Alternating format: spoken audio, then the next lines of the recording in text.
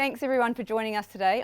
My name's Jenny Jones. I'm one of the co-founders of Tribe, and I've kind of been thrown in the deep end a little bit today because James was going to be up here facilitating this fantastic session that we're doing today, and he's decided to get sick and dumped it on me about half an hour ago. So excuse me being a little bit nervous, but I'm going to in a minute introduce you to two wonderful people. I am going to introduce you to two wonderful people, and then they're going to introduce themselves and give you a little bit more background on them and what we're here for today. But obviously we have Sir John Kerwin, who's co-founder of Mentemia, and we have the wonderful Dr. Fiona Crichton, who is a health psychology specialist and also on the Mentemia team. So I will introduce, they will introduce themselves in a minute to you, but firstly, why are we all here? I think that's important to just kind of have a quick kind of view of how we came about this and why we need to have this kind of session, I guess, today. As we all know, our mental well-being isn't just important in tough times, it's important all of the time, and we need to be proactive in looking after ourselves, but equally as much our families, our mates, our colleagues and our work friends. So our roles as leaders when it comes to mental health is an important one, but what exactly is that role, and what do we need to do to help us perform in that role well? So we're going to hand over a little bit. The session is going to be, it's going to flow. I'm not going to ask lots of formal questions because hopefully these wonderful specialists are going to be able to talk to it very freely and authentically, which is really important to us as a business at Tribe, and I know it's really important to the team at Mentemia as well. So JK, if I can just, I hope you don't mind me talking to you as JK. No, and JK's Fiona. fine, yeah. So JK, if I can just get you to have a short chat to us a little bit about you, and you've been at the front and centre of mental health for a reasonably long time, and tell us how that came about and a little bit about you. Sure. And so on, if I can. If I get a little bit more emotional than normal today, because I do get emotional, it's because a very good friend of mine passed away this morning at 7:30. So sometimes when I talk about my mental health, I might cry, but I'm sure you'll be okay with that. Men can cry. So yeah, I think what happened to me was I wanted to jump out of a window in Buenos Aires one night. I was on an all-black tour and I just had a guts full of fighting this thing in my mind. So I had anxiety. I didn't know what it was back then. So I had lots of anxiety, and that anxiety fell into a depression. And I was fighting it and hiding it. And I was lying in bed on the 10th floor of the Hilton Hotel in Buenos Aires, and I just had a guts full and wanted to run and jump out. And the guy lying next to me, Sir Michael Jones, we used to just call him Iceman. People say, you call him Iceman because he's so cool under pressure? So no, I called him Iceman because he had all these ice packs on his body after a game of rugby. And he said to me, JK, you've got a good heart.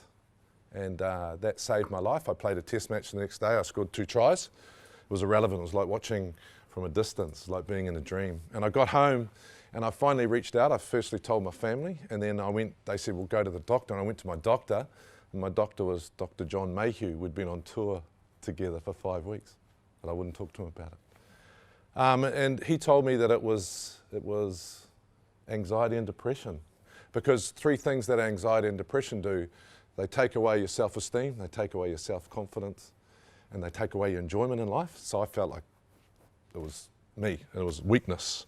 So anyway, I reached out and got help for the first time. It was interesting. The first person I went to, I've got to stand up, sorry all the people there, because I get a bit. And so we said we've got to go and get some help. So I went to the first person and I walked in and sat down, and this person said to me, I want you to be a volcano. You've got all this power inside you. I don't want to be a volcano, I just want to get well, you dick. So the volcano guy wasn't the best person to go to first up. And the second person saved my life. She was a woman called Dr. Louise Armstrong. And we can talk about some of those, the journey that I went on. But basically, a few years later, I decided to be the face of this for New Zealand, because it was hell in there. I didn't want my worst enemy to go through it, and I felt that if I could help one person, then I should, because I had a position of privilege. And so we did that, and I thought I was doing an awareness and then an anti-stigma campaign. But 4 years ago, the stats came out once again of our suicides, and I just felt that I'd failed. A second thing happened, it went into the Health and Safety Act. So I realised this is a massive problem, and the government's not going to have enough money to deal with it, so they're going to have to share some of that. So I just decided that I'd better do something different. I need to look at this problem differently, and that's sort of where Mentemia started and was born. So for me, I was what I would call just surviving. I was just getting through each day. You know, a minute felt like an hour felt like a day, and a day felt like a week. So I was just exhausted the whole time. So I was just surviving. And then after going, and I hate using the word journey, because it sounds really dicky, but anyway. After learning all these tools and techniques, I think I'm thriving today. Now, you know, people will say to me, what's thriving? Are you always happy, JK? And I say, no, I'm not always happy, but when I get up, I can identify my emotions, and I've got the tools and techniques that I can be the best me, right? And I think that is what we wanted to do. We wanted to create something that normalises even more so mental health. Who's got physical health here? Now, we all got it, right? Who'd like to be 10% better? You know? Who's got mental health in this room? We all have, right? Who'd like to be 10% better? Yeah, right? And the first thing, one of the first things that Louise said to me, and this is why it's beautiful to have Fiona here with me, because I left school when I was 15. I can't even spell half the words that Fiona will use. But the science about the brain was so important for me to understand, you know? Actually what's happening when you've got anxiety and stress. So anyway, I met, about 3 years ago, I met Adam Clark, who you know, I'd been stumbling through trying to get this going, and then I met Adam, and he had a really big tech background, and our goal is to help hundreds of millions of people. But in the last 4 years in New Zealand, our suicide rate's gone from 618 to 623 to 638 to 668. So a New Zealand male will be dead by the end of today, and a person and a half a day in New Zealand die. We're living in a pandemic. One of the reasons I'm also a bit emotional is my wife's gone back to Italy, and my son's in Italy. But 800,000 people died of suicide last year. So this is a pandemic as well, right? So anyway, Mentemia was born, and what we want to be able to do is make it really accessible, really engaging, and create habitual change that's not boring in little bite-sized pieces, because that's how you get change in life. Sorry, that was a big elevator pitch. Sorry, people. Perfect. Always perfect. Yeah. Thanks, JK, and we are going to talk a little bit more about that, but maybe Fiona, if you could introduce yourself, and as part of that introduction, also talk to us a little bit about your part in the Mentemia business and the science behind, you know. Of course. Thank you. It's such a delight to be here today. First of all, Mentemia is about heart and love. It's our gift to you. What we wanted was, we understand that everyone has mental health, right? And that everybody needs to get a little bit better every day. And what I have found in my background in health psychology is that mostly what we do is we reach out when we're in crisis. We wait till things are really bad. When you start a workplace wellbeing program, you know, the people that put their hands up, they're the people that are really struggling. And they want to give it to their friends or their family or to someone else that's at work. And the reality is that everybody needs to have tips and techniques that help them. And what we've found with someone like JK has this amazing personal experience where he has worked out the things that work for him to move from surviving to thriving. The reality is that everyone can find things that work for them. But often the narrative is, there's one way, it's the mindfulness way. Everyone should sit on a mountain and hold hands and kumbaya. And a lot of people here are going, not a chance. That isn't for me. Or that if we want to be really well mentally, oh. No, they just said they can't hear me on my mute, but now I've messed that up, sorry. So Don't touch, JK. Your mother told you that all your life? You're just jealous of that development, the developers. So what we want to do is to make sure that we are reaching everybody. And to do that, what does the science tell us? The science tells us that there are individual differences. People are different. We're all different. We have different experiences, different lives, different personalities. So where I come from is that I do a lot of personality research, individual differences in health psychology. And we realise that people can get to feeling better coping well when they're under stress and stress management, but they need different things. What does the science tell us about what we need to get our amygdala to stand down? We love Amy. that Just call the it Amy. Amy. The Amy. So Mentemia is about having tips and techniques that deals with stress, because we all stressed at some point. Now, what is stress? Stress is when we're in fight or flight. And we've got the amygdala that's in our limbic system, that's in the most primitive part of our brain, that's the emotional part of the brain, and it's constantly on the lookout for threat. And right now we're living in a time of uncertainty. COVID is a big wake-up call to the world. And when we wake up, sometimes we're feeling anxious. Right now, it would be weird if we didn't feel anxious.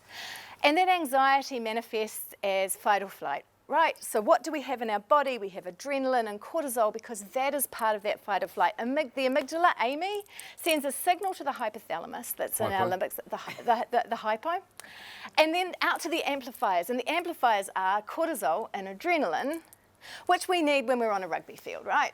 Good for us, because what does adrenaline and cortisol do? It prepares us to run away at a fight. But we can't be in that situation all the time, or we'll get unwell, because cortisol shuts down our immune system. So do we want that right now with COVID? We do not. So we want everyone to have some recognition of the things that they can do to stand down that fight or flight system. So in Mentemia, we'll have tips and tricks that either work with our rest and digest system, which is the opposite of fight or flight. And the great thing is that if you have a technique that works for you, and it might be for you, it might be breathing, learning how to breathe. And when you breathe deeply, it sends a signal to the amygdala that everything is fine. So within the app, you'll find that. Or you might have a progressive muscle relaxation, because if you relax your muscles, you're not tense and stressed at the same time. It's a simple shortcut to standing down a fight or flight. Or you might love meditation, like JK, you love meditation, don't you? Yeah, no, it doesn't work. I think the interesting thing about this is, as we were building it, we went out and interviewed 3,500 people, right?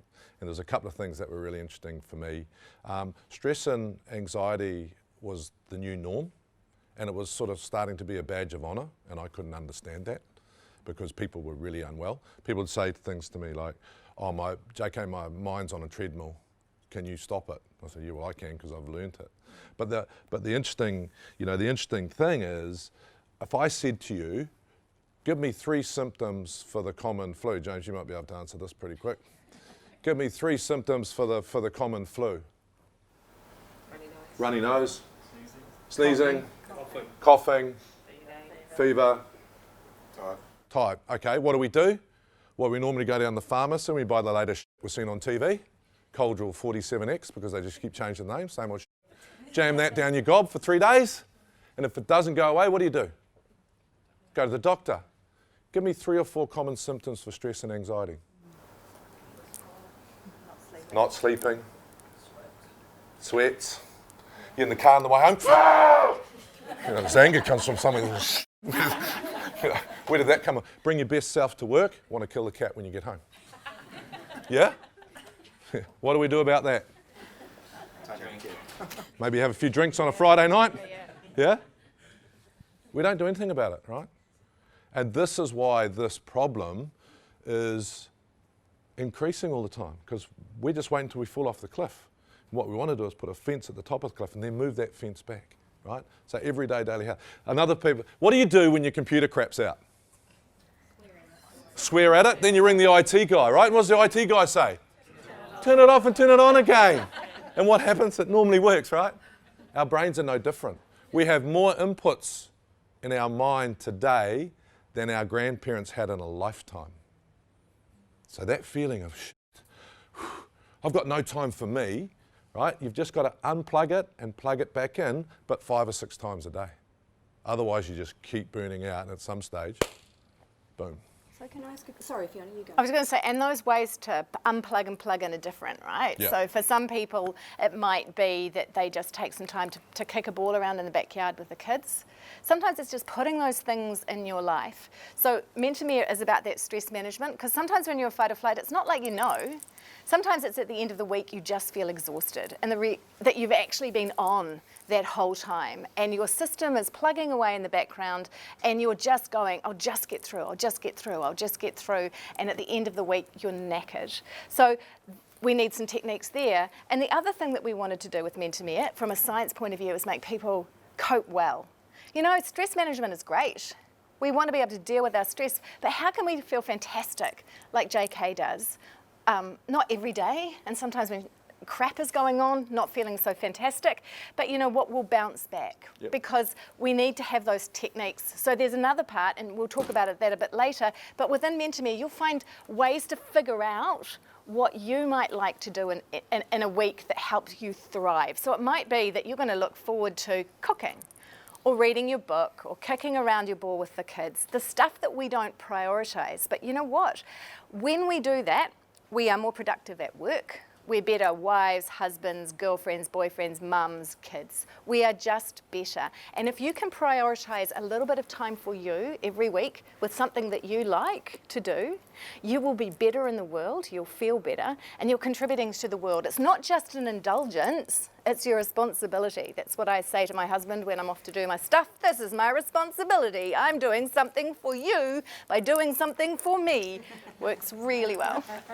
Sorry, you'll have to stop us, because Yeah, no, I've got a good. monkey I've brain. got a I'll question. talk to I've got a goes question, and it's all going over off the place. track, but it's a question that I'm interested to hear the answer to, because I'm sure there are other people, I'd like to think there are other people in the room but like me, where I'm quite a proud person and I'm really bad at asking for help.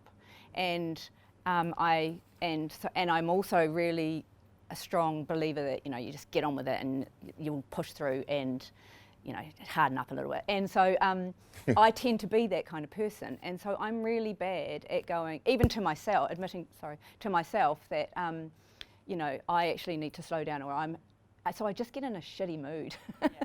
and then when someone tells me I'm not in a very good mood, I just get in a more grumpy mood. Yeah. And I'm just, you know, and I'm sure there are people in this room who can relate to that. Some people are laughing. So how do you suggest people like me change, if you like, because I'm not very good at it. I'm too proud to actually say, even to myself, that maybe that's something I want to do. Right. Yeah, I sort of answer questions by telling stories. So a mate of mine, we played touch. We used to be really good. Now we're we haven't won a game for like 3 years. It's really embarrassing. And you can see a gap, but you just can't get through it anymore. But anyway. At least you can still see the gap. Yeah, well, that's, yeah. Good point. Thank you for that. This made me feel better. I'm going to write that one down. Yeah, so my mate comes around and he says, JK, you know, in the last game of touch, I knackered my knee. I said, oh, what'd you do? And he said, I went to the doctor, and the doctor said, I think you've done your ligaments and you need to go to a specialist. I said, oh, that's pretty cool. See, I've got some anti-inflammatories. I said, that's cool, mate. And what's happened? He said, well, I went to the specialist and it was actually Sonny Bill Williams' knee guy. And I said, well, I hope he injects a little bit of pace into you. Or even those abs, mate. Like, but he's going to operate on me in 3 weeks' time, and I'm going to have probably 4 months recovery, and I'll be back for touch season. I said, well, no one gives a shit, actually, but happy for you, mate. But he said, but that's not why I'm here. I said, what's up, mate? He said, oh, I'm really struggling, you know, mentally. And I said, well, why are you talking to me? I'm a butcher. And he just laughed. I said, I can help you, man.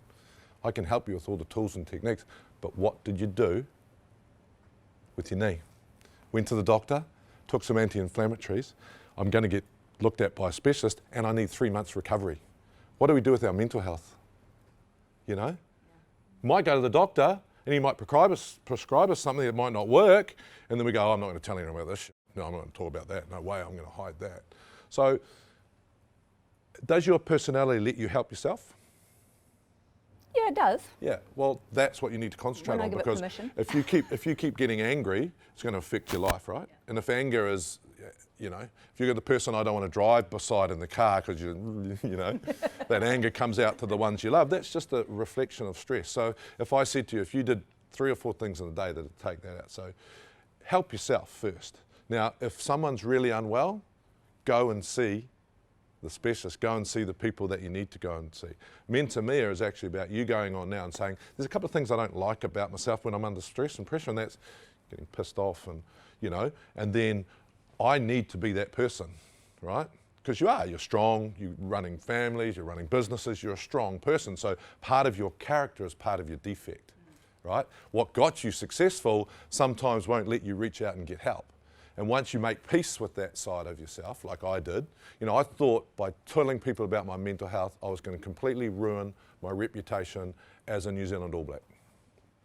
Right? That was a real fear for me. Yeah. What happened was the opposite, actually, but it still doesn't do that fear. So the nice thing is you've identified how stress comes out in you, and that's the start, right? Now you can keep accepting it, so every 4 weeks you're telling James, you're a dickhead, right? Get out of my face, you idiot. Or you can say, okay, I can do these 3 or 4 things and understand my emotions and why they're coming, and I've got some tools. And it's really simple, because if you keep doing that, you just keep pushing towards the edge, and then you're always angry. I think we have to reframe this. You know, we spend a lot of time saying, I don't want to put myself on other people, or that it's somehow a failing of mine. And I think that if we can start thinking of it as being a way of helping others by looking after ourselves. And leaders here, we're doing some leadership stuff today to talk about leadership and leadership in this new normal. And one of the things that we say, because we've been talking to people on webinars for the last few weeks, people who are struggling to lead teams in this new normal. And the first thing that we say is, you know what, if you are not looking after you, you can look after nobody else. Because when you're running on empty, you just don't have the tolerance when your kids come up to you and say stuff, or you've got someone in your team who's struggling, because how can you?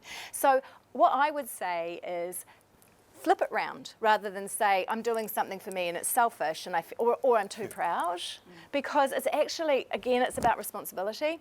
As leaders, everybody has a responsibility to look after themselves, because that makes you a better leader. So if you want to tell your people, which you will, because you care about your people, go out and look after yourself, and they look to you and see what you're doing.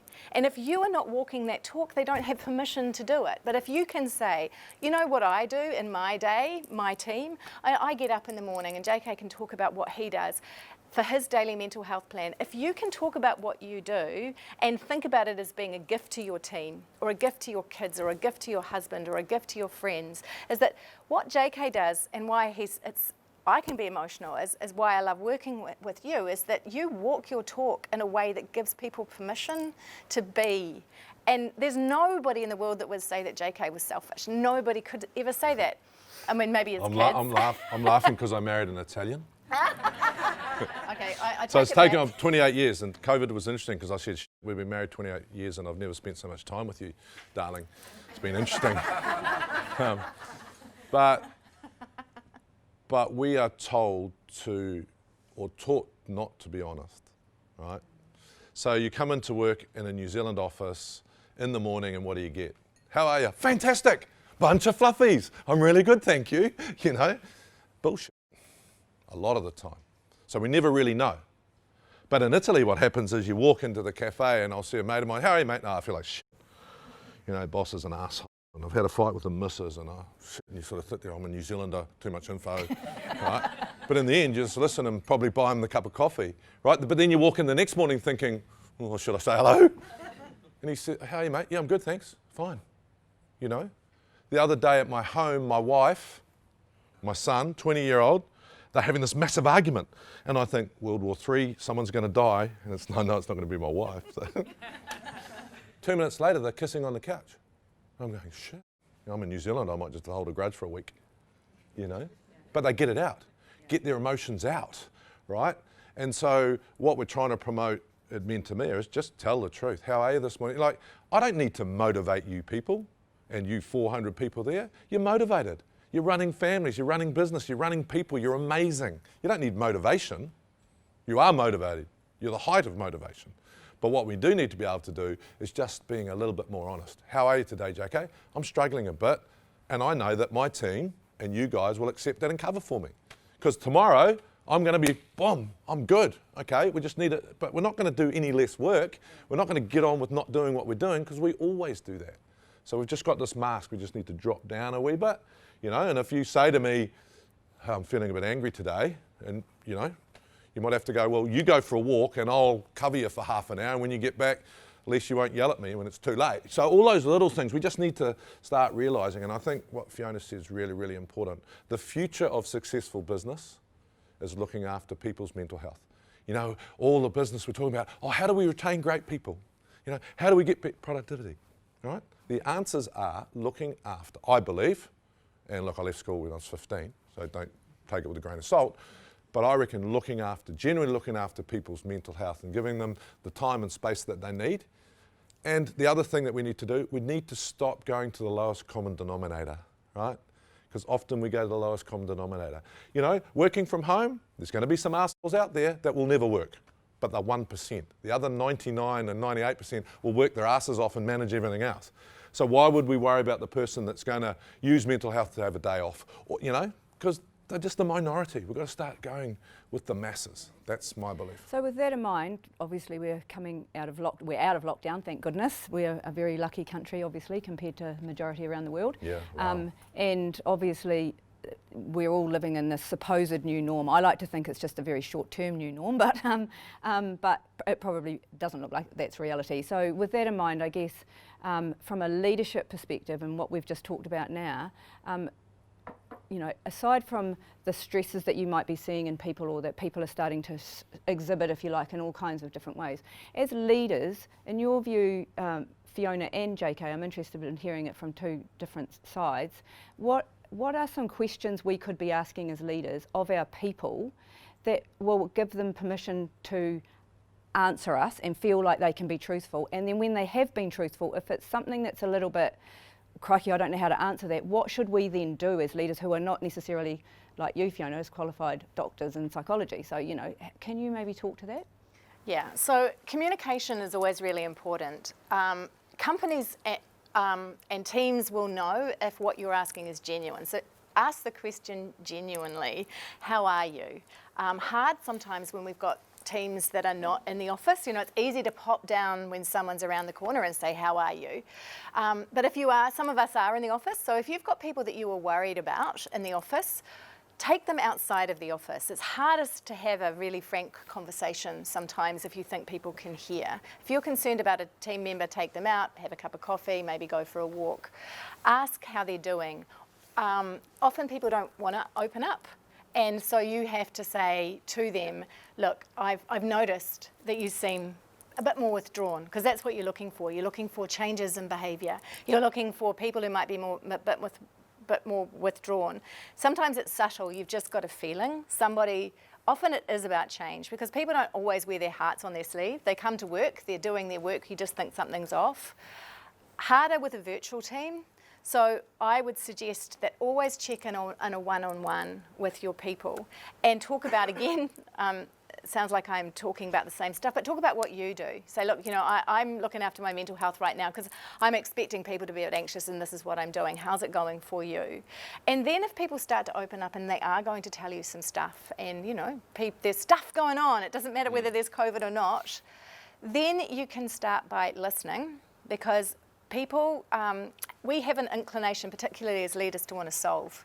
We don't want people to be emotional. We don't want our kids, and parents. We don't want our kids to go through any pain. So often you're going, look, go and play outside and have a game and you'll feel better. Actually, what JK was talking about, you know, how we go to work and say we're fine and we're not. When we say I'm angry, I'm upset, what happens with the brain is that it moves from the emotional part of the brain into the prefrontal cortex, and then we can start to manage it. So actually allowing someone to have a conversation with you helps them process the information in the first place. So that's why it's important to listen. It allows them to get there. And if you've got young boys, particularly, get them to name their emotions. If they say they're angry, what can happen is that then the anger dissipates usually. There's an actual physiological response to that, and then they can manage it better. And after you've listened, and rather than solved, we all want to solve, just listen and do a lot of that and say and try and be an active listener rather than a It's active listening but not solving. And then if you feel worried, suggest, you know, here are some 1737, have you gone to the Mentemia app, all of those things, and then ask if they would be happy for you to come with them, maybe to drive them somewhere, or sit on a call when they make a call, because often people find it hard to reach out. So it's listening, not trying to solve, because, you know, not professionals, and it's too much, and you know, it's their experience, not yours, and then helping them get help if you can. Yeah, so I think from a leadership point of view, especially, you know, Fiona's talking about someone that's possibly getting pushed towards the cliff. I think from a leadership point of view, I mean, I, for the first 3 years of my career, I had to room with Fords, and I refused to after a while because I used to have to room with Sean Fitzpatrick. Worst roommate ever. Like, goes to the toilet with the door open, sleeps naked, like, shit you just don't want to see in life. But he's a great mate of mine. And I rang him the other day, and you know what he said to me, JK? He said, mate, what was happening when you grew up? What was your dad and stuff talking about? I said, talking about the war, talking about the depression. And he said, we're going to be talking about COVID for the rest of our lives, right? So there's no books on this, people. If you are leading teams right now, there's no books. There's no blueprint. So you're as even as the people you are trying to lead, right? So the only way you can do that is by being open, honest, communicate, and be prepared to make mistakes, fail quickly, and get on with it. So for example, I'm an introvert that likes being an extrovert, but extroversion takes energy. So after this, I'll need to take some time for me to recover, right? So do you think I liked lockdown? Yeah. I loved it. Who liked lockdown? Yeah. Who didn't like it? My other half of the brain, see? Right? So what's happening now? So a couple of things happened to me when I came out of lockdown. You bastards that came around Mission Bay, I hate you all. Right? Because I was walking there with my dog. It's not really a dog. It's a Bichon Free. But anyway, it's another story. But I'd been walking across the road, riding the bike, seeing kids riding the bike. So my first emotion when we came out of COVID was resentment. Weird, eh? But because I understand my emotions, I go, settle down, JK, like, it's not your world, idiot, you know? Everyone's enjoying it, but I knew that I had an emotion that was strange to me. I went to the office, and I was there an hour. And I didn't like it, and I was gone, right? But I knew that this is normal, because after 8 weeks, you get habitual change, right? So my sister rings me, and she goes, hey, little bro. I said, hey, girl, how you going? Good. Oh, I'm not going back to work. I said, oh, no. She said, I loved lockdown. I said, great. You told your boss? No. Well, you better talk about it, right?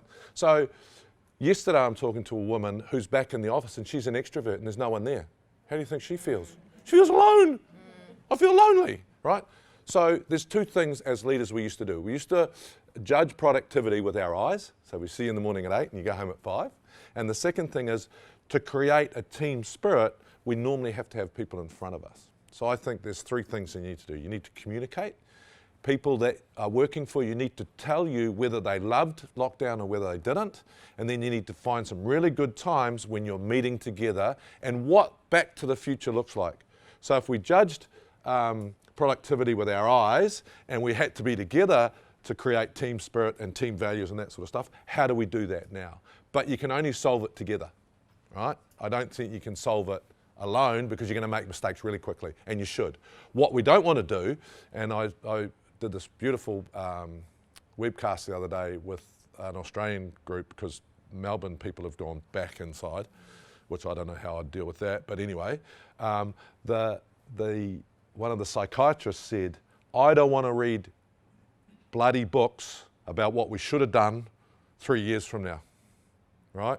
I do not want to read a book about what we should have done. We've got to do it, break it, and learn fast. So that would be my suggestion. And wait, for leaders, that's a license, right? To try. Yeah. You should be seeing this as a really exciting time to create the new future. And for me, that's the most important thing. But we've got no answers for you, because there are none. Because I haven't lived this before either.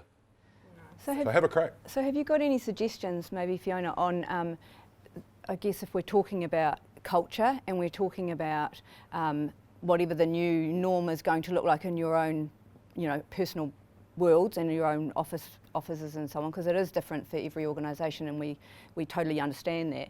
But what do you do when you're trying to create this new norm from a culture perspective, from a support perspective of people's mental health and so on, to the people who are the silent ones who tell you nothing? Like, so it doesn't matter how many questions you might ask, you know that there's stuff in there that needs to come out, because you can see it in the outward signs that you've already referred to, for example, Fiona, and ways they might be behaving. But have you got any tips on ways you might coerce that out and give them permission to actually share with you? And if they still don't, then how do you is there anything we can do to keep them safe while they work through that? I think the first thing is never assume. I think that often, even with this new normal, when we're trying to work out how it's all going to work, is communication is we just bang on about it all the time, and it's such a simple word, communication, and it's so hard. We've gone out to a whole lot of workplaces, and it's often the fundamental. When you talk to people on the shop floor, you'll say, what do you need? And they'll say, we want to be heard, we want to be communicated with, the communication's no good. And you go up to leadership and they'll say, we feel like we communicate really well, what's wrong with them? So I think we have to think outside the box when it comes to communicate, because sometimes we think that we're there to listen, and people don't feel able to do it for a variety of reasons. One is trust, and communicating values. And COVID is an opportunity for us to start looking at what we care about. The truth about well-being is that people feel much better if they're living their values. And that's the same with organisations, and that's the same with individuals. And COVID has been that opportunity, right, for us to start thinking about, what's important when around the world is crapping out. JK's got family in Italy, and that's very stressful. I've got a daughter who lives in LA. And that in a hospital in LA, that's her job. And so I've started to think about priorities. Things happen in our lives, and when you work out what priorities are as an organisation, as an individual, and you start to talk about that, people will trust you and open up if they think that you care, if they think that there's not going to be any kind of repercussion. Oh my God, the word, I was struggling for that word. Yeah. Thank you. Yeah. Repercussion. Biggest fear around mental health, by the way. Yeah. As people... Yeah. I won't get promoted. Yep. I'm going to get put in a corner. I won't get the respect that I did before. Still alive and well. Absolutely. Just what you were saying before is, I feel I'm too proud or too I think people are often frightened to say, one, we don't want people to think badly of us. So if what we're trying to project is strength, is the talk, that's why JK's story is so important. Because you know what strength is? Strength is talking about how we feel, and it's hard. Two things just on that. So is this communication? My son comes up the other day and says, up to old G. Is it? Yeah, totally. Totally. I feel, who are you calling old G, mate? Like, come on. Jokingly. Yeah, but that's the way he communicates. And sometimes when we communicate, even around this room, often people don't hear what you're actually trying to say. And the second thing I would say is that one of the biggest pieces of advice I got, especially around sort of leading mental health in the home, well, I wrote a book called Stand By Me, and I had these beautiful child psychiatrists there, and I said to them, what can I do to make sure that mental health's normal in my home, right? And they said, have dinner every night. I said, oh, that's cool, I can do that, that's easy. I'm married to an Italian, so we have to, so that's the easy one. And the second thing she said is show some vulnerability. I'm going, whoa. She said, well, you don't have to cry the first night, you dick, And I started it the next night, and our whole dinner table changed. Because if I show vulnerability, what does that give you all the right to do? Be vulnerable, right? And it's no different to leadership. If you show vulnerability around your mental health, right, then that gives everyone the permission to talk about it and be that. And that's the next step. When we're talking about dropping the stigma and being normal, it's when the most successful person in your eyes walks into the room, right? Be it your boss, be it your leader, be it someone you admire, and they are open about their mental health. Because like I said, we don't have to motivate them. They're brilliant minds, they're brilliant people, they're just way more open about their mental health. The rest of us just hide it. So I would say the suggestion is that, like I told you, I was resentful. I'm still a little bit uncomfortable in the office.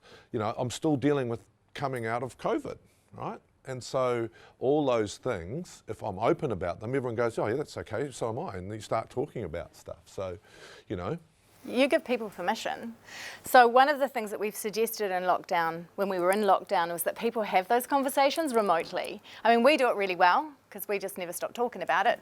But we will start by saying, our poor workmates, some of which are here today, is, this is what's going on for me. But what happens then is people feel okay about admitting stuff. So if you're a leader, be a little bit vulnerable. If you're having a crappy day, we talk about bringing your whole self to work, And some of us at work have found that very stressful. They're saying, look, I don't want to have to deal with all of your stuff. And I said, no, it's not.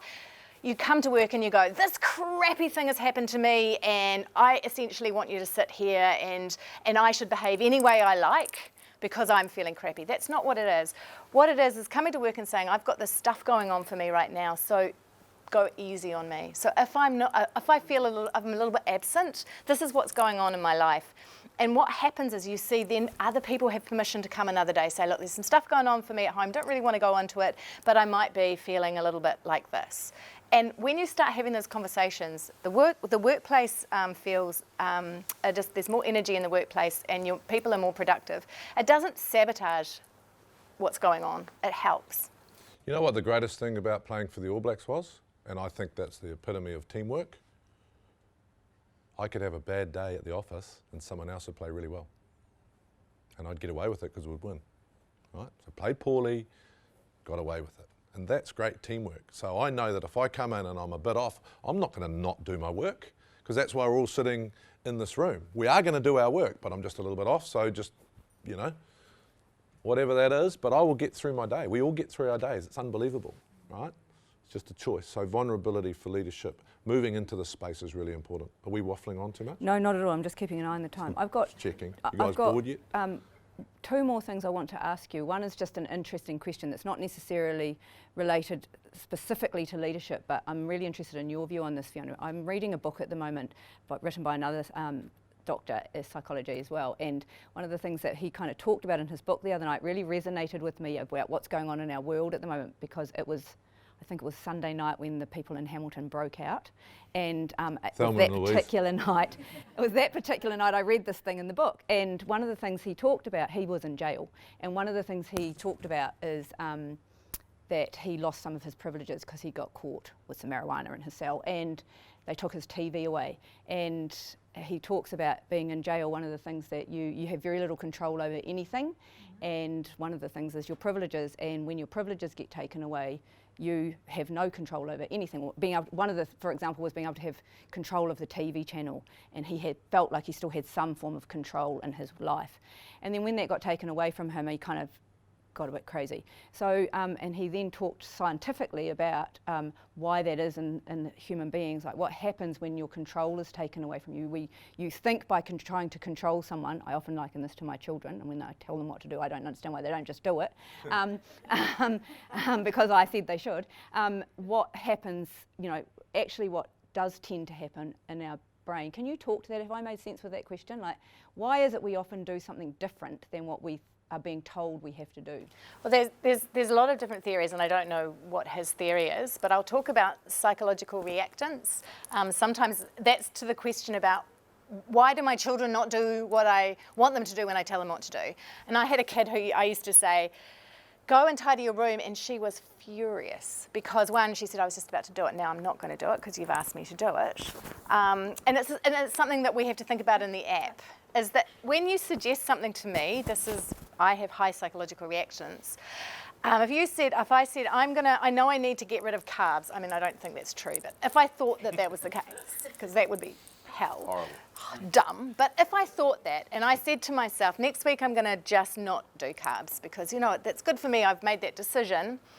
I'll have a personal coach that tells me to do it. You know what, I'll have more carbs that week than I've ever had in my life, because the moment that I think I can't do something, I shouldn't do something, I want to do it more. And there's about 25% of us who are like that, who self-sabotage. And it's partly to do with the idea that we're being controlled. And the idea of being controlled is terrifying. It feels like fight or flight. It feels like, actually, we need to do something about this. So my brain goes, you tell me what to do. Oh, it's not my idea. I'm not doing that. And it's about keeping ourselves safe. And the other thing about control is that when we have control in our lives, that's when we start to do stuff. And that's what, he had his control taken away. He couldn't control the TV anymore, and that was something about being a human being. Human beings and kids, they just want to control their lives, because control, again, means that you are functioning rather than fight or flight. If you're in fight or flight, you've got no control, you're just running and you're fighting. Control is about moving to thriving. Control, and we talk about that with worries, and you can talk about what you do, about what we move worries into an action plan and control means that we then start to thrive. So that's what you do, right? Yeah, so I think it's a really interesting one because I woke up yesterday morning and I was really anxious. And when I say making peace with your emotions, is that Dr. Paul, Breaking Out of Prison? Yeah, great I book. knew you knew him, JK. And I've done a bit of work with him. He's an amazing man. And I've spoken to him about that because at the time he had a reaction to his privileges going away, and it wasn't, as well written as in the book. Because when I say make peace with your emotions, what he gets back to is, I woke up anxious yesterday. What are your choices for the day? Stay anxious? Yeah? I don't. I go, why am I anxious? And when I understood that COVID has taken my freedom away to see my family, that was my anxiety, right? So my wife's gone back to Italy, her mum's unwell, I don't know when I'm going to see her again. I'm not going over there if I have to self-isolate when I get there and then when I get home. So I don't have the freedom that I used to have. I'd just go up for 10 days if I had to. And so that was making me really anxious. So I had to make peace with it. And the way I make peace with it is I put a plan around it, right? Because I go, and there's a worry map in Mentemia. What can I control? What can't I control? What can I do and what can't I do? And if you write that down, you have an action plan, right? And often it's really simple, but I took control back. So automatically, and I did a little bit extra breathing and took a little bit more care of myself yesterday, I had a great day. I wasn't fantastic, but I had a great day because I took control. Now, if you let that emotion go all day, right, you're just anxious all day. And so I think, the whole thing about control, and I think a lot of us are anxious at the moment just because that control of freedom has gone a wee bit, And so I think the other thing that's really interesting for me, and I read a book called Zebras Don't Get Ulcers. It's a really scientific book. It's really difficult to read, but I'll sum it up really quickly. There's a zebra in the savannah desert and he's eating grass, right? And out of the bush comes a lion and chases his ass, wants it for lunch, right? The zebra gets away. What does it do? Eats grass. Goes back to eating grass. What do? We worry about the lion in the bush, right? And I learnt that very early. I cannot control that lion in the bush. At the moment, I can't control COVID. I'm not God or Allah or whoever you believe in. But I have got the choice whether I worry about it or not. So if I put a plan around it, the worry still comes in, and then I just let it go. And we've actually got, I got taught to have a funnel at the top of my head, but in the app we've got a balloon. And just use that visualization. You can't control that. And so put it out of your life and have a plan. And my plan is, I could use technology. I talk to my wife every night, and do things like that. I've got my other 2 children with me, so staying close to them, things like that, And just to top that off, because I think that what we need right now is resilience, right? We need resilient people, not resilience in that way that says toughen up. We struggle with that word, but resilience really is, how do I bounce back in the face of stress? Not big boys don't cry. It's like, how do I cope with stress? There are 3 things that make people resilient. All the resilience research tells us. The first thing is the question is not why me, it's why not me. Because life is random, uncertain things happen. And so why not me is a sign of resilience. The second is the people that focus on what they can control and let go the stuff that they can't, they cope much better in the face of uncertainty. So do the worry map. We can't control COVID, but you know what? We can control being leaders that talk to our people. Have a plan around how you're going to be right now. And the third thing that predicts resilience in the face of stress is people that find benefit even when they're facing adversity. And these are people that have faced the worst kind of tragedies. They've lost kids in road accidents. They're suffering from cancer. When you look at the difference between the people that really struggle and the people that do really well, is those people that can find benefit. And that is not going, yay, this happened. That is saying, all right now we're in the middle of an absolute crisis. But what have we learned around COVID? You might be the person who says, and I've learned that what's important to me is my family. That was a benefit of COVID. It's not that I wanted COVID to happen, but I can see that in amongst all of this crap, that the world took a breath and the waterways cleared and that I had some time with my family. It's not like I'm saying I'm glad it happened, not at all. It's just saying that from this disaster, I can find a glimmer of hope. And that is the way that we see in all of our resilience research that predicts doing better in the face of crisis. I've got a really good question for you. What is love? It's a question. That's a hard one. Give me some answers. What is love? Huh? When you care about someone. Care about someone? What else? Acceptance? Love is listening. Love is listening. I was just gonna go for an image like a blind old person, because love is blind. Yeah. Yeah, exactly. Any of those answers wrong? Someone once told me that love is a verb, it's a doing word, right?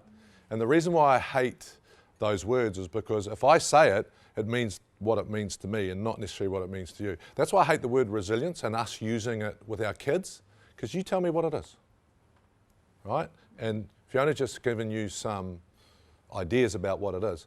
Resilience is a doing word. So resilience, you write down under it, especially with your kids, what we need to do now to show resilience. Because you say to someone, show resilience, you know, it's like saying to someone, show courage. Well, what does that mean? Some people might be just getting out of bed in the morning.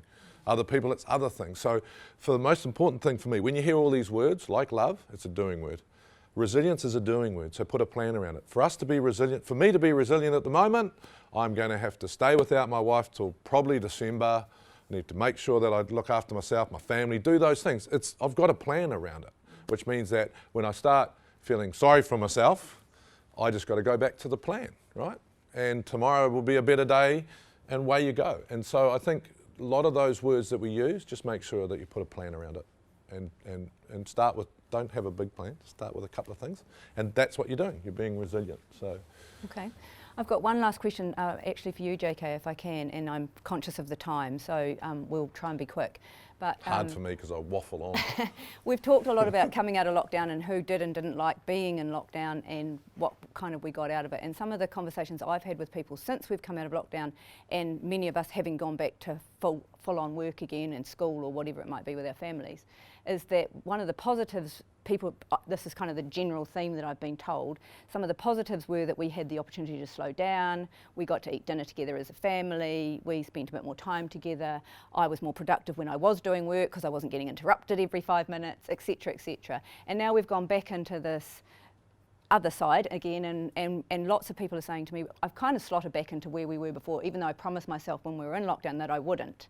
And so the question I have for you, JK, because James came to another one of your talks a little while ago, and he talks all the time about something you spoke about at that, and I'd really appreciate you maybe sharing the story again so as we kind of close. And that is that he once heard you talk about your work-life balance and what it kind of meant to you, and how you go about living that. And James says to me it was a real eye-opener for him. Can you share that story, would you mind? Yeah, so I think when I look after my mental health, I'm a better father, I'm a better husband, and I'm a better workmate, and generally a better person. So I put that first. So the most important thing I do every day is I start with a hot shower. Who had a shower here this morning? I'll put up your hands, we're all in company, right? Who felt the water? Who actually stood there and really enjoyed it? Who thought about the 20 emails you got to do, you know, and we're always moving forward, right? Because I went round to my mum's when I was really unwell and I said, Mum, I'm dead inside. And she said, well, you need to start again. And you can. We've all just proven that during COVID, right? So I have a shower and I really enjoy that moment. Then I have a cup of coffee without my telephone. And I always have it in a cup, and I always stop and have it. So I have a cup of coffee, right? When I was really unwell and I went saw not the volcano guy, Louise Armstrong, she said to me, if you want to attack your anxiety and depression, you need to learn the tools and techniques, and you need to learn how to breathe. And I said, I'm standing in front of you, I'm breathing. She says, no, breathe properly. So I don't know if you've noticed, I've been doing it a bit up here. So I have a physical reaction to when I breathe properly. So I breathe very deeply into my stomach. And when I get tense, my shoulders go up. So I drop my shoulders. And so I breathe 5 or 6 times a day, normally when I jump in the car. I have a monkey brain. Does anyone know what a monkey brain is? I call my monkey Bob. So if I try and meditate, Bob's off, you know. Right, I'll try yoga, wanted to kill the teacher, you know, like Bob's just gone. So I need to, and I could do all those things, and if you can do them, they're fantastic for you. Yoga, meditation, do it if you can do it. But Bob the monkey, he's gone. So for me, I'm an active relaxer. So I look forward to cooking because I'm busy. Bob sits in his cage, eats a banana, and I'm busy, right? I read, okay? And reading, especially before I go to sleep, I sleep way better because I find if I don't read, I sometimes don't sleep, other times I do sleep, but I wake up tired. So if I put Bob in his cage again and really am totally relaxed, I wake up energized. I walk like a Fijian. So I love the Pacific Island people. I think the Fijian are beautiful people, but I flew to Fiji once, probably with all you guys. So the whole plane was full of us, and I was sitting behind a couple of Fijian guys, and the plane landed and went ding, and we were all up, and we had our trolleys and we were off, and we're out the door and off through customs, duty free, bottle of gin, and I was behind these 2 Fijian guys, and they walked out and went to the guy outside the door, Bula, and he went, Bula. I don't know if they were related, but they spoke to each other. Got to the customs, same thing. Bula, man, hey Bula, how are you? Good, yeah. And I'm behind them thinking, wow, you know, no one was left. Walked past duty free, didn't get a gin. By the time we got to the conveyor belt, what was happening? Our bags were coming out, and we're all standing there, right? And since that day, I walk really slowly. How many trees in Shortland Street in town? Tell me, have a guess. No idea, right? People who work in Shortland Street don't know either. There's 18 trees in Shortland Street. Unless you slow down and go from A to B slowly, and you can add your breathing, you won't see the world. There's more injuries now with people walking with their cell phones than any other injuries in New Zealand, right? So I slow down my walk. I have congratulations to me. You know what that is? Congratulations to me as I've got something to look forward to every single day. Whether it's cooking a new recipe, whether it's reading a new book, whether it's opening a glass of really good wine. So I look forward to something every single day. And so that pretty much is my daily mental health plan. And I do that religiously. And I think there's another couple of things, but... How do you fit it in when you've got a heck of a lot of actual work stuff to do as well? Because if you think about it, I just did it before. So I've breathed 3 times while you're watching me. Yeah, and I walked incredibly slow. In fact, Ian was worried, where are you? And I parked over there and I was wandering around and looking around. We knew it was you because you were we said that guy's walking really slowly. Yeah. It's you. Yeah, and your life just slows down. And so everyone thinks it's complicated. It's not. But you've just got to have habitual change. So 85% of us that have joined a gym, the towel's still dry after 6 weeks in the back of the car and it's in your pocket, right? You just don't go. So unless they're little bite-sized pieces and you put them into your day, you're not going to do it. Because a friend of mine came around and said he wasn't well once again, and I said, what do you do to enjoy yourself? He said, I play golf. I said, awesome. When was the last time you played golf? 3 months ago. Not too good for your mental health then, is it? Unless you're going to play every day, right? So I love surfing, but I haven't surfed for 2 weeks, but I have done my shower, done my breathing. So every single day I try and put that energy back in. And I guarantee if you just do breathing today, you'll be 15% better tonight, because that's just science. And it's not that the time, is it? Because it's the things that you're doing. We call it integrated wellness. You integrate it into your day. And what JK's doing there is he is getting his dose hormones, dopamine, oxytocin, serotonin and endorphins, because breathing slowly, it stands down your amygdala. And when he has things to look forward to in his day, you know what that does, you put you in a functional MRI, you'll see your pleasure centres light up, you get your serotonin if you're walking outside. And these are not things that you take time. And I think that's why you're incredible, is that you just do it. You did it now, you cheat. I'll tell you, when I come into town, I said this, double soy latte in a polystyrene cup.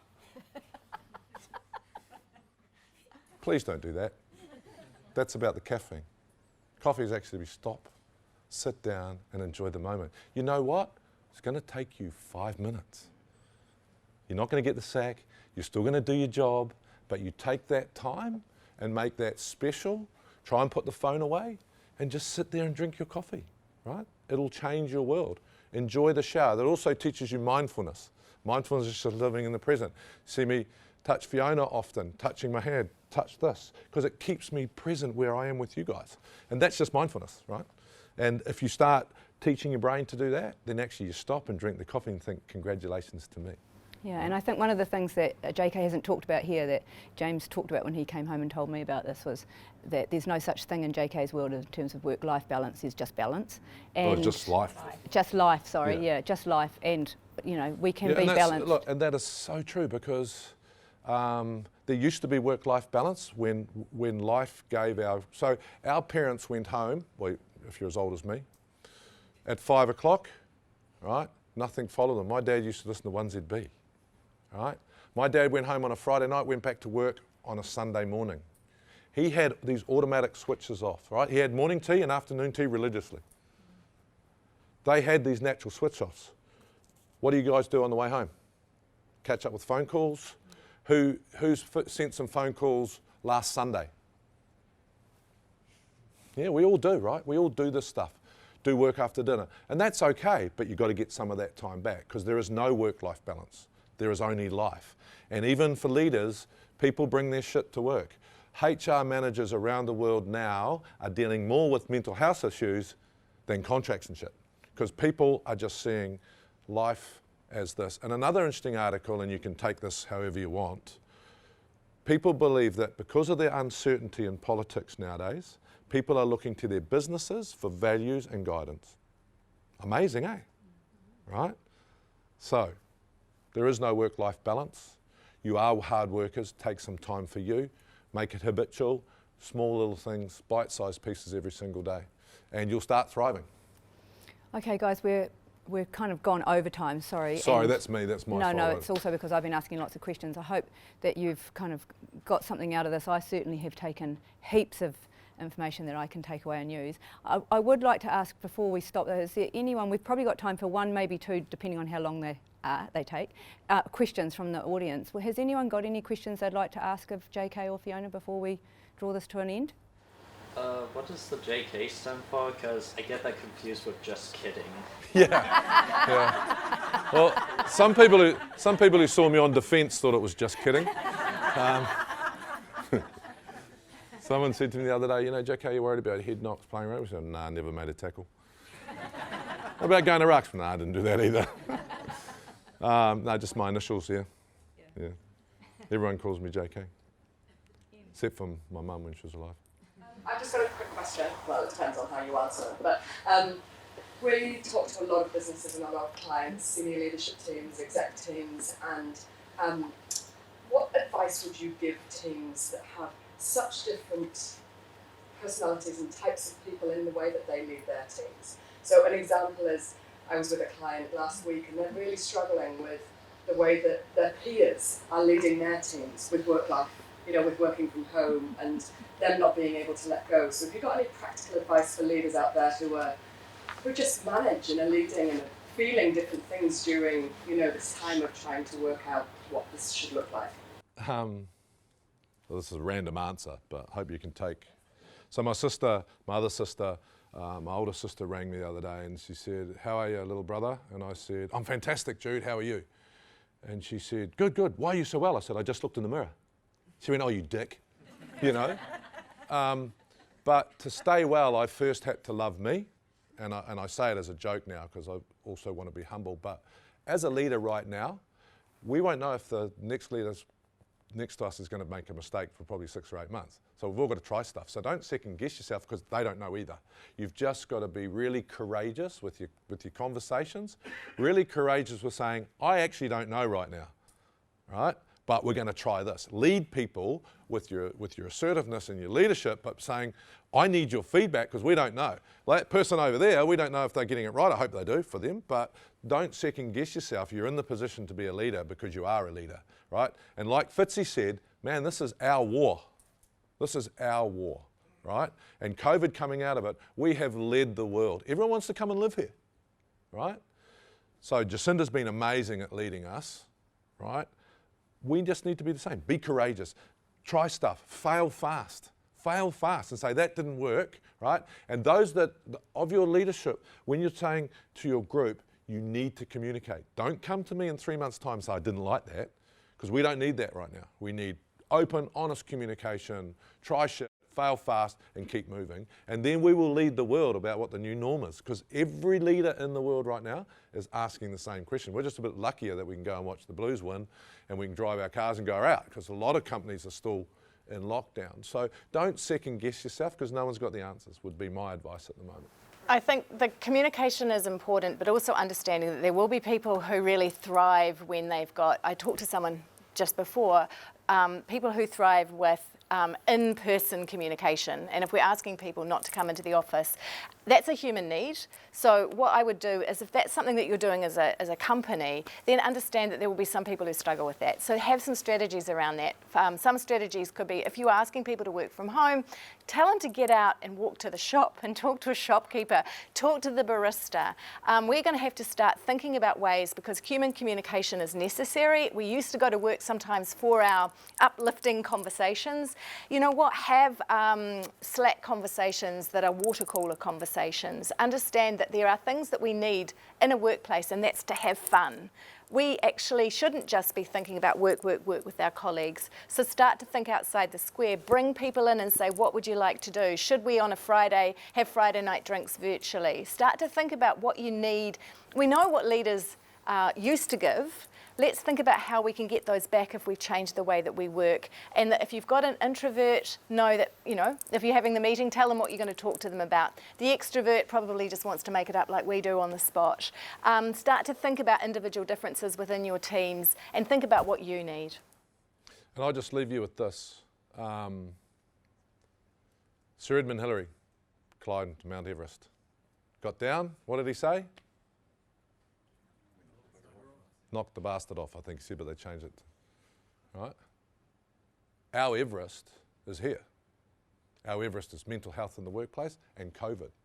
So the answers are where? You are, we are Sir Edmund Hillary, and we've got to knock this bastard off, right? And we're not going to do that by not making the wrong turn, you know? So that's what we need to think about. If it's meant to be, and I say this to myself often, if it's meant to be, it's up to me, right? Went to do a school thing, and the teacher stood up and said, all my kids are really anxious about the plastic in the world. I said, they should be. Every time you open the internet, there's a bloody plastic thing there. But how you can control that? If it's meant to be, it's up to me. All they can do is go home and say to mum and dad, we need to be better with plastic. If I want to change the world, who's going to change it? Do I need to look at you to change it? No, I've got to do it. And we can do that. And so it's our Everest, and we need to be really excited about it. We are leading the world, and make as many mistakes as you can and just be Sir Edmund Hillary. Knock the bastard off. Am I allowed to say that? Too late. Yeah, absolutely, you've said it. You said it 4 Sorry, times. Mum. Can we just say, and what I was going to say, and what we always try and say when we leave these seminars, because we just go on forever, but this is one thing, is do something that is good for you today. Do something, you know, and if you do something that you love and it's just something for you, you don't have to tell anyone what it is, but that's our challenge to you, is, and then start weaving that into your day and tell your people that, and that will change the way that you are. And also the second thing is how kind and it is you have been to us by being so attentive, and that's given us so much. So thank you for being such a wonderful, wonderful group. And you guys out there, if you haven't switched off, you've probably left ages ago. Sorry, go. Okay, thank you everybody, and if we can just, I'm going to stand up now, if we can just finish off with just a couple of things. First of all, clearly I want to say a very big thank you to Fiona and JK. I hope that you've all enjoyed the last hour or so. You've learnt lots and can take away, you know, even if it's just one thing today that you've taken out of this that you can go and action, then hopefully that's been worthwhile for you, giving up your time to come here. So thank you so much for doing this with us. It's been a great pleasure to have you here with us, and I really appreciate it. And so that's the first thing, thank you. The second thing is Jeremy and Grant Thornton, thank you guys for allowing us access to your wonderful premises and this room. It's awesome. And when we finish here, we do have some light snacks and drinks at the back of the room, and we'd love you to stay and just chat to each other, come and chat, ask questions of Fiona or JK if you have any. And thirdly, before we also finish, I also want to introduce you, if you don't mind just swinging around with your heads to the back of the room, to Graham and Eric. Now, Graham and Eric are two wonderful people who run a business called Cookie Project.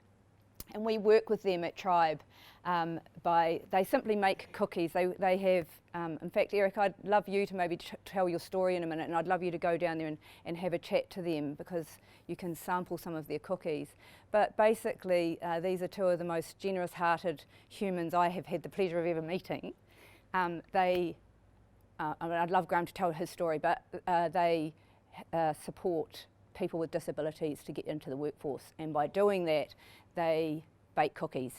And they're just about to move, well, they have moved, they haven't opened their new premises yet until September, and they're going to have a cafe in their new premises as well, which is amazing, because you will then be able to go and sample their new cookies, actually, rather than having to wait till them gifted to you like we do. We part of what we do is every candidate we place gets a jar of our Cookie Project's cookies, so that when they start in a new business, it gives them an opportunity to go and share their cookies and meet some new people in the team and chat to them and have an excuse to do it. So we are very humbled to be working with these guys. They're amazing, and they're here today to share their story, to share some of the cookies with you, and so feel free to go down there and enjoy their company. You'll love hearing their stories. So thank you, everyone. Thank you, Ian, wherever Ian is. Way down there. Thank you so much for organising all of this. It's been fantastic. Thanks to the rest of the Mentemia team. I just have one thing from my mother, because she's with me every day. She passed away 15 months ago, and we had a massive funeral for her, and everyone came up to me and said to me after the funeral, "Oh, I love your mum." And I said, "Well, I love my mum too. Why do you love my mum?" And she said, "Because she always gave us time. She always had time for us." So being given one challenge from Fiona, my challenge is give yourself some time, but give someone else some time, and that's what the cookie guys are doing. They give people the time. And the interesting thing is that it's good for you. It's the science around it. So my mum would say, give yourself some time and give someone else some time today, and we'll all have a better world. So thank you very much. It's been a real pleasure. Thanks, everyone.